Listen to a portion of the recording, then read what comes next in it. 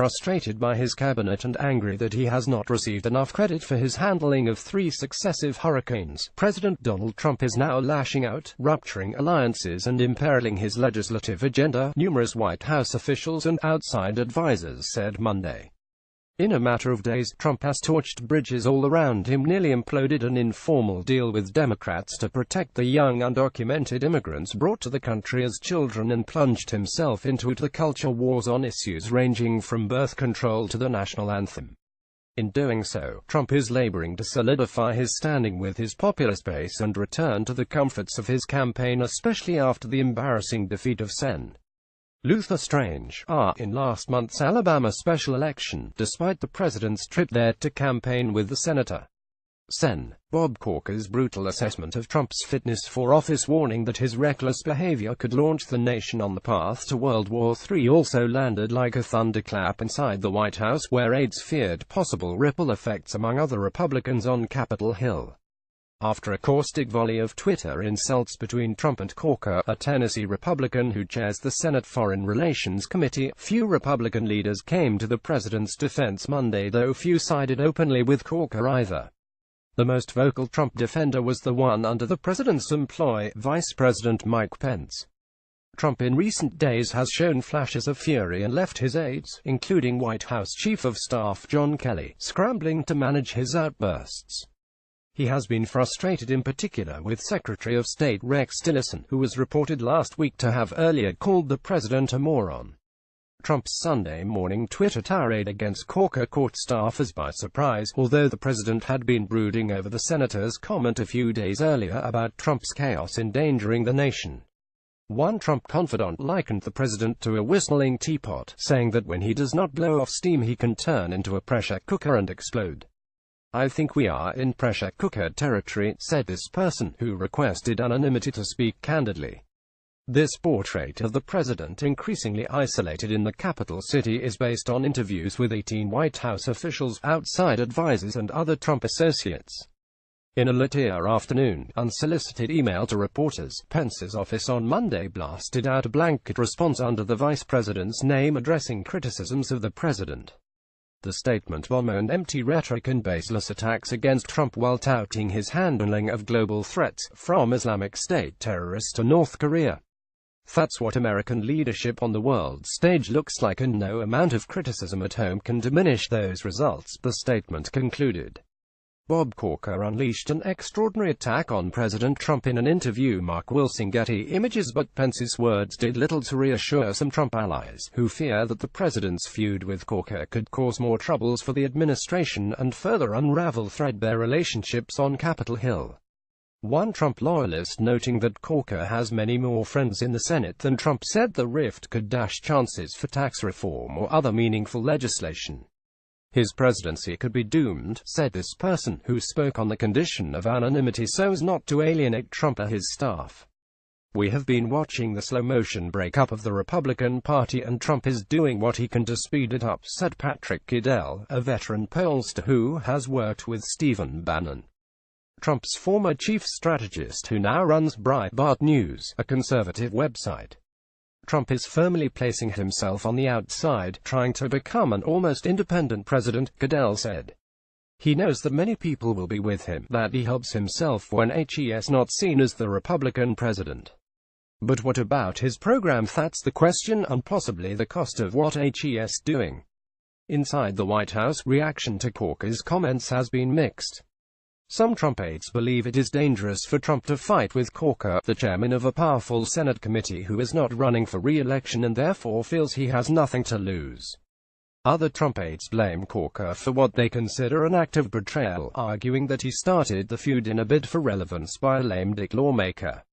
They also accuse Corker of hypocrisy, noting that he was chummy with Trump and did not voice any concerns with his leadership style when he thought he might be picked as vice president or secretary of state. Christopher Ruddy, chief executive of Newsmax and a Trump friend, said, "Donald Trump never truly severs relationships. There is always a dialogue. And with Corker, this isn't a total endpoint.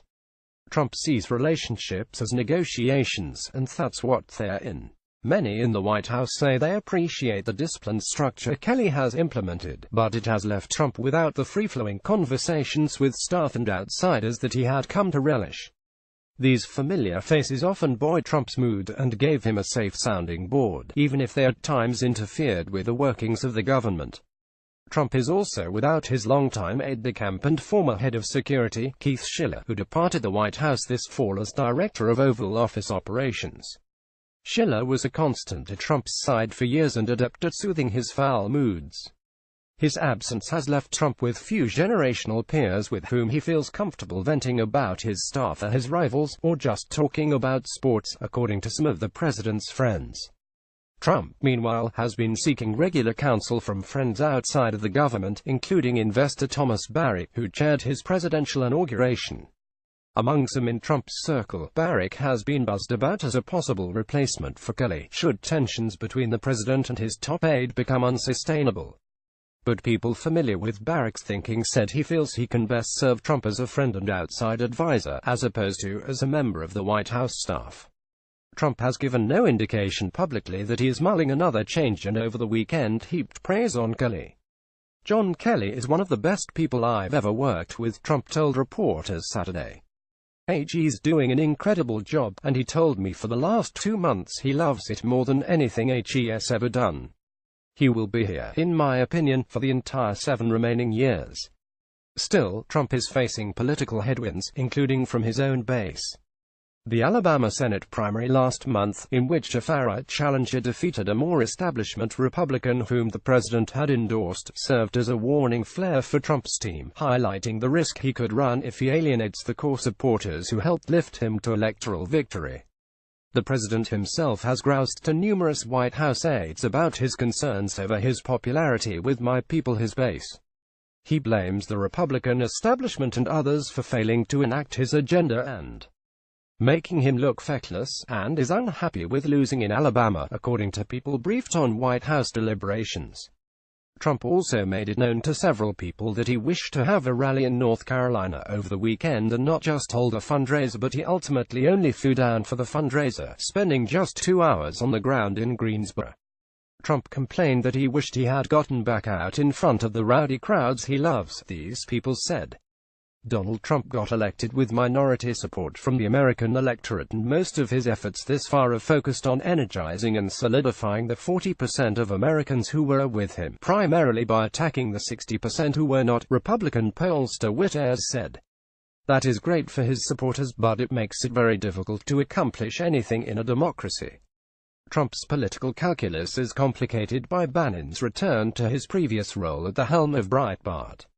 Now working to forward a nationalist agenda from outside the confines of the administration, Bannon has vowed war against any Republican lawmakers he believes are insufficiently conservative, or failing to help push through the agenda he and Trump outlined during the campaign. Bannon is actively recruiting Republican primary challengers in nearly all of the 2018 Senate races, looking for candidates who could defeat Republicans he views as too establishment and highlight the president's stances on issues such as immigration and trade. The White House effort to woo back the populist wing of the party after stumbling in the Alabama Senate primary race has been mixed. When Trump advisors reached out to Breitbart writers on Sunday to highlight a list of hardline immigration principles the administration had just released, there was little enthusiasm for the White House's outreach and skepticism of Trump's commitment to combating illegal immigration, according to 2 people familiar with the exchanges. Even the Trump family has become a flashpoint. On Monday, the president's first and third wives Ivana and Melania, respectively, engaged in a public spat. In an interview with ABC's Good Morning America to promote her new book, Raising Trump, Ivana Trump, the mother of the president's 3 eldest children, said, "I'm basically first Trump wife. Okay, I'm first lady." The actual first lady, Melania Trump, did not let the slight go unanswered. Her spokeswoman at the White House, Stephanie Grisham, issued a statement dismissing Ivana's comments as attention-seeking and self-serving noise. See Washington Post reuse content.